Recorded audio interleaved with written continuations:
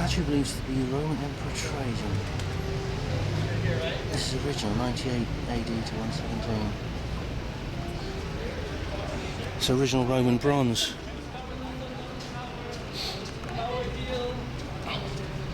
Feel free to pause and read as you wish.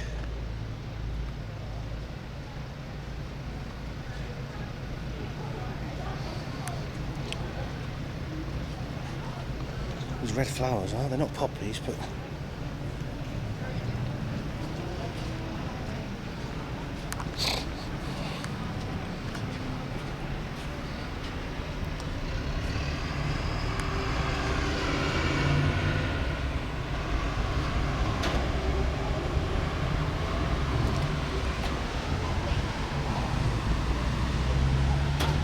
"35 feet high, blimey." There's the tower, the wall walk. I'm not going to walk the whole wall.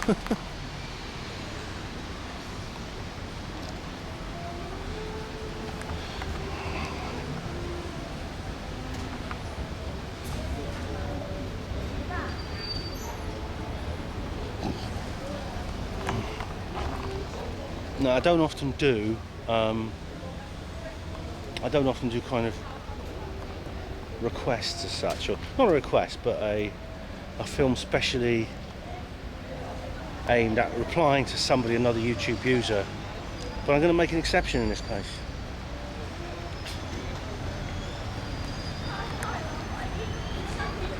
This is the old Roman wall of London. These are the medieval repairs. This is the original.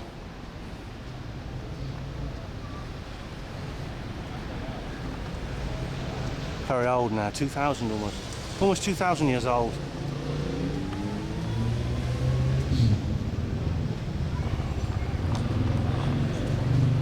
You know, when I put my hand upon this rock, I don't feel the wonder of all the historical years flooding into me. Even though there's some beautiful flint in here actually. I don't feel any of that. I feel a chill. I feel a dark chill. Maybe because I think we're in a very dark part of town, which is a short distance from the Tower of London, which I'll show you more of in a minute. I think I'll just take a seat. It's a bit wet here, but I'm going to just sit down. Oh, excuse me. Oh, my bottom's all wet now. Worse things. Just get my notebook out. There it is in its entirety. It used to surround the city, the whole ancient Roman city. Built in the late 2nd or early 3rd century. It was the last major building project before the Romans' departure in 410 AD. The reason I made this film is just kind of a response to something that one of the YouTube users has been commenting on my video. Now, I'll put this video as a video response to that one. It is the Boudicca statue, and the person I'm replying to is the user called Boudicca 0. That's Boudicca with 2 C's. If you go to the Boudicca statue video, you'll see her comments. Now, she has asked me several times now, I've been trying to explain to her, because she's been asking me, why do you have a problem with that statue? Why don't you like it? Aren't you glad, if you look up to Boudicca? I mean, I don't know if you've seen my video, I'll put a link in the description box. Boudicca, my queen, where I put flowers on where she almost certainly died, which is King's Norton, Birmingham, at the site of the Battle of Watling Street, more like the slaughter of Watling Street. Now, Boudicca 0, I think, seems to think that that whoever put that statue up on the embankment, the statue by Thomas Thornycroft, built whenever in the Victorian period, seems to have done her a great service, done her a great act of memorial. It's in a sense memorising her for who she was, for the great thing she did, which was to attempt to liberate this country from the Roman Empire. And I've been trying to explain to Boudicca 0 why I don't think that's what it is at all. And I do sort of explain, I do say this in the film. the statue itself is in a style which is common of the kind of neoclassical British imperial art that was very popular at that time. For example, you know, it is. I mean, it's the kind of thing that you could find in a Greek temple, or something the Romans themselves would have done. And the thing about it was, right, that statue by Paul Thornycroft was commissioned because at that time the British government PR machine.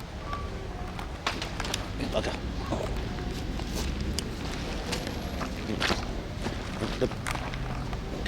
The British government PR machine was trying to kind of associate its identity with Boudicca, because Queen Victoria, of course her name Victoria, means the same as what Boudicca's name does, because the name Boudicca comes from a Celtic word which means victory.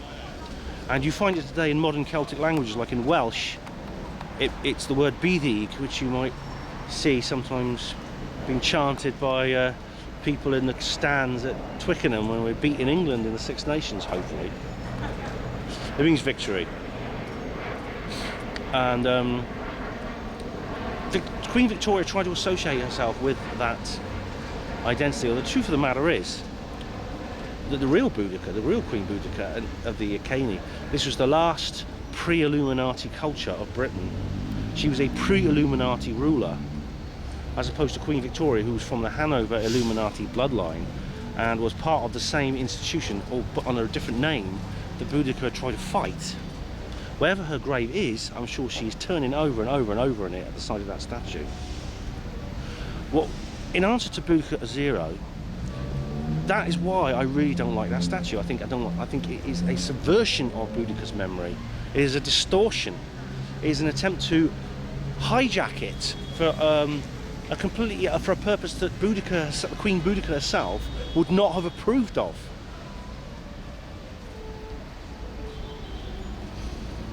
It's because the truth of the matter is the Roman Empire was simply a front for the Illuminati occupation of the world, and when they came to Britain, it was the start of the Illuminati era. I define this history, and I'm sure future historians will define history, into the pre-Illuminati world, the Illuminati world, and the post-Illuminati world. The post-Illuminati world, I hope, is coming up very soon. I want to live to see it. It's so true. I think I was talking to Joseph Atwell the other day. I mean, I've interviewed him for HPANWO Radio, so please, if you listen to HPANWO Radio, please listen on October the 15th, because Joseph Atwell will be a guest on HPANWO Radio. He was talking about how the Gospels are a piece of Roman fiction, and that they deliberately made the Gospels resemble or be a parody of the Judeo-Roman wars as a way of laughing. It's a kind of black humour. It's a joke of triumphalism and arrogance of the most extreme kind against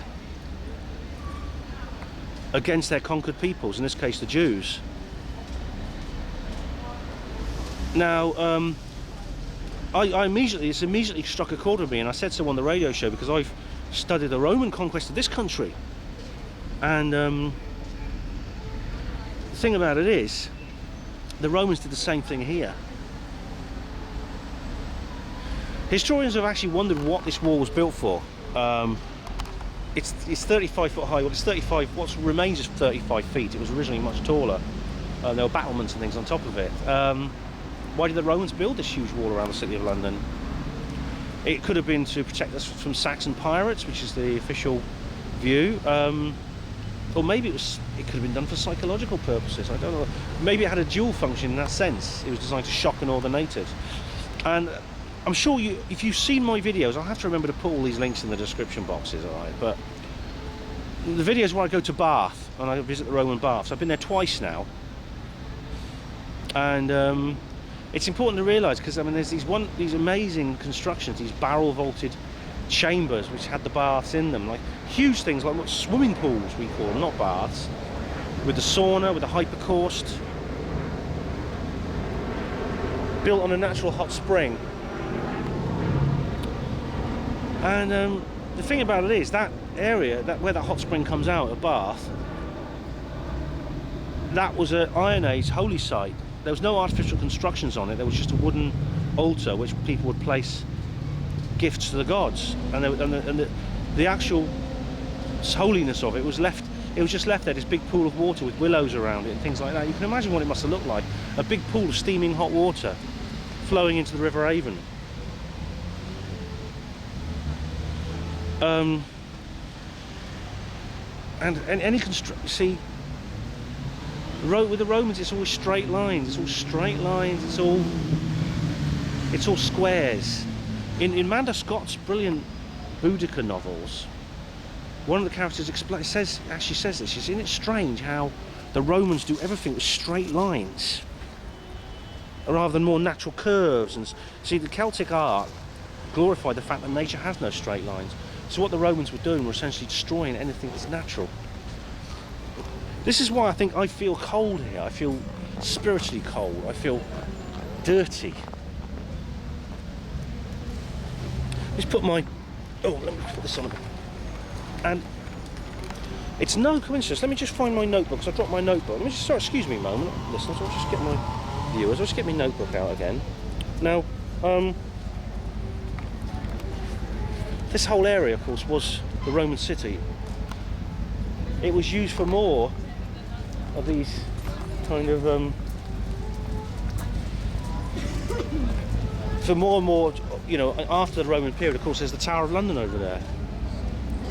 There's the White Tower you see in the middle there, the keep. This was originally built as a palace, but it was soon converted into a prison and torture chamber. Guy Fawkes was tortured in there, and they used such instruments as the rack, which is a favourite torture technique in that time. They basically strap your arms and legs to a rack, and they stretch your arms and your legs, and that really they basically almost ripped you apart. And usually by the time all the joints in your limbs dislocated, you'd be ready for talking. You'd be ready to sign anything. And of course, Guy Fawkes signed this confession that he tried to bomb the Houses of Parliament with gunpowder, when really he might well not have done. And you can see his signature still on there. And you can hardly, it's just a squiggle, because his arms, his shoulders, his elbows, his knees, they must have all been dislocated by the rack.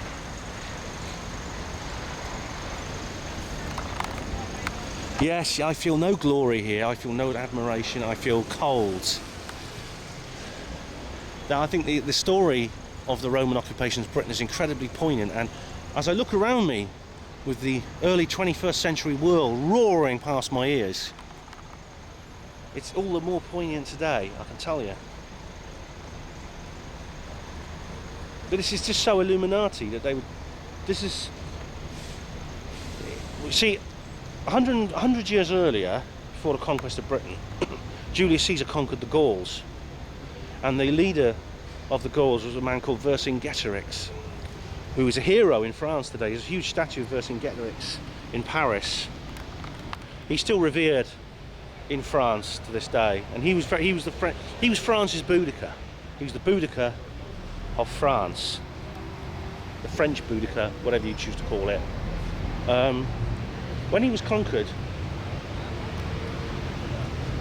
when he was finally beaten by Caesar, the emperor made him lay his arms at the feet of the emperor. They made him... See, here's another Caesar. This is not Julius, this is a more later one. As you see, this is original Roman bronze. I didn't know that, you see, because because of course modern British imperial art is so similar, you can hardly tell the difference. You can hardly tell whether this is a modern reproduction or an original Roman. But Vercingetorix was made to lay his sword and his spear and his shield and all his arms at the emperor's feet in an act of humiliation and triumphalism. And this is just typical Roman Empire, it's typical Illuminati.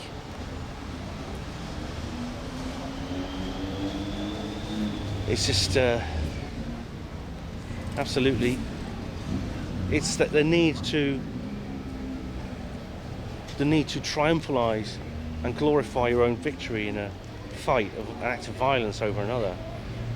As O'Brien said in 1984, a boot stamping on face for all eternity.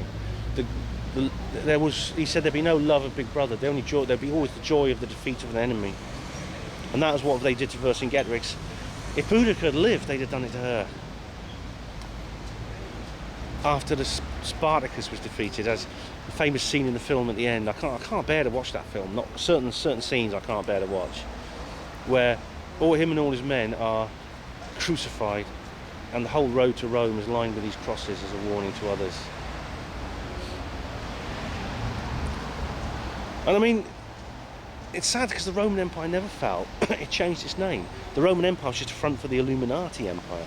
And I mean, it's funny, I went to the British Museum earlier today, and I saw the facade of it, and it was almost pure neoclassical architecture in a building that was I think it's 18th century or 19th century. And I felt it feels I feel violated. It's almost an obscenity.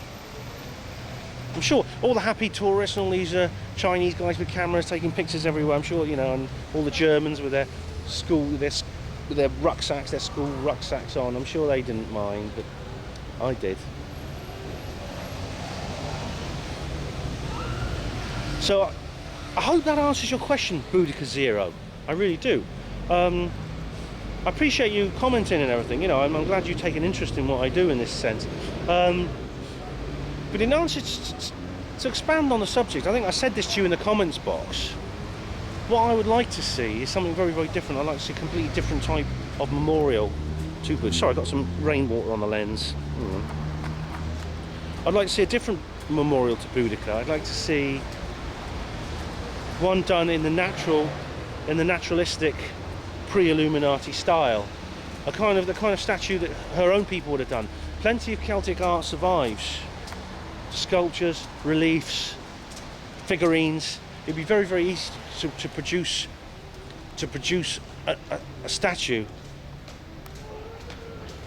in that kind of style, and then maybe the inscription underneath in Welsh or Gaelic or Manx or one of the Celtic languages. That's what I'd like to see. And I wouldn't want to see it in London. I want to see it in Kings Norton, where the Battle of Watling Street was fought, or maybe at the site of her old hometown in Norfolk.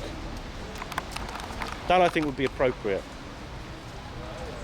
So I hope that answers your question, Boudicca Zero. Thank you for your interest in HPANWO TV, and thank you all you other HPANWO TV viewers for watching. Hospital Porters, Pride and Dignity, Stop the New World Order.